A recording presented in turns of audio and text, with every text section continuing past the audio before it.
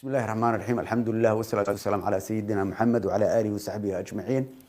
السلام عليكم ورحمة الله وبركاته سلام كدب وحامهات أردن إسكال الله سبحانه وتعالى أو نوسو دمية هوله الدورشة هيرر كيدي كالدونا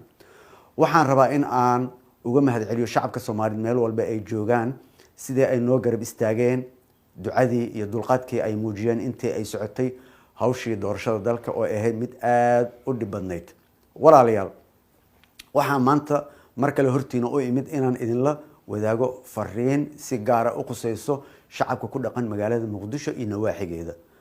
walaalayaal 9ka bisha June oo ku beegan bari oo khamiis ah caasimada waxa ay martigelin doontaa madaxweynayaal ra'iisul wasaareyaal iyo mas'uuliyiin sarsare iyo wafuud caalami ah oo kala duwan oo ka imaanaya dhammaan daafaha kala duwan ee caalamka kuwaas oo ka qayb galaya caleemasaarka madaxweynaha dalka mudane Xasan Sheikh Maxamuud haddaba si loo xoojiyo amniga martida heerkeeda sareeya ee dalka imaanaya waxa laga maarmaan noqotay in la xiro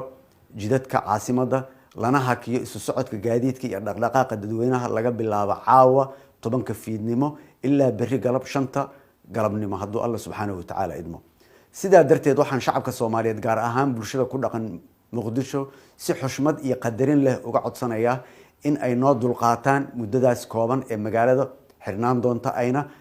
ciidamada ammaanku garab ku siiyaan sugidda amniga magaalada Muqdisho ciidamada amniga iyagoo waajibaadkooda gudanaya waxa la farayaa in ay shacabka u turaan oo ay tixgeliyaan xaaladda caafimaad ee degdega ah sidoo kale taliska ciidamada booliiska waxa la farayaa in ay diyaariyaan gaadiidka gurmadka degdega ah si ay goobaha caafimaadka u geeyaan dadka ay la soo darsaan xaaladaha caafimaad ee aad u daran